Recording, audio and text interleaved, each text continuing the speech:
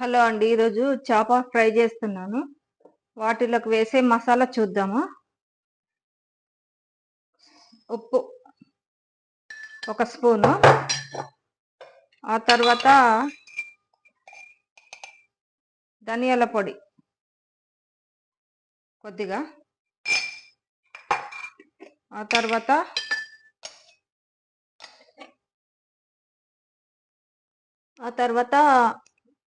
మిరియాల పొడి 1 స్పూను, ఆ తర్వాత పసుపు,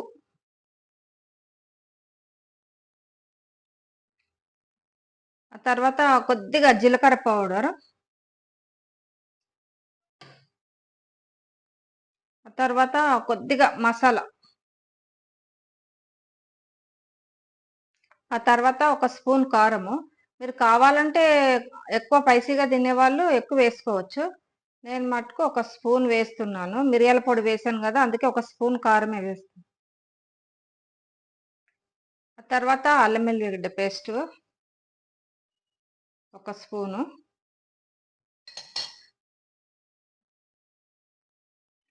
ఆ తర్వాత ఒక హాఫ్ ముక్క నిమ్మకాయ రసం పిండేసుకుందాము.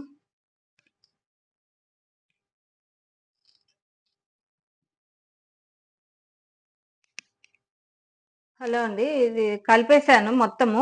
ఉప్పు కారం అవన్నీ అల్లం వెల్లిగడ్డ కలిపేసాను. కానీ కొన్ని ముక్కలు తీసి పెట్టుకున్నాను. నేను ఉప్పు కారం ఎక్కువ తినను మసాలాలు, అందుకని నేను తీసుకొని మళ్ళీ వీటిల్లో ఉప్పు కారము కొద్దిగా ఎక్కువ వేసి స్పైసీగా ఉండాలని చేశాను.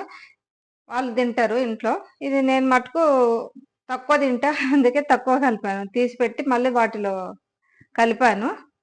ఒక గంట ఆగిన తర్వాత, గంట 2 గంటలు ఆగాక ఫ్రై చేద్దాము.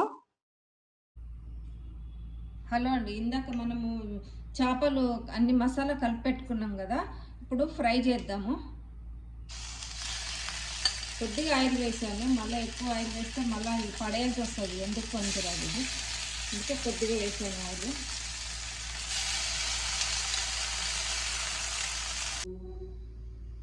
ఫ్రై రెడీ అయిపోయిందండి. సాల్మన్ ఫిష్ ఇవి. వీటిల్లో ముళ్ళులు ఉండవు అస్సలు. చిన్నపిల్లలైనా మంచిగా తినొచ్చు, తినడానికి బాగుంటుంది. నేను అందుకే చిన్న కొట్టించాను పీసులు, ముళ్ళులు ఉండవని. స్పూన్ తోటైనా తినొచ్చు, బాగుంటుంది తినడానికి, కానీ చిన్న కొట్టించాను పీసులు. రెడీ అయిపోయిందండి చేపల ఫ్రై.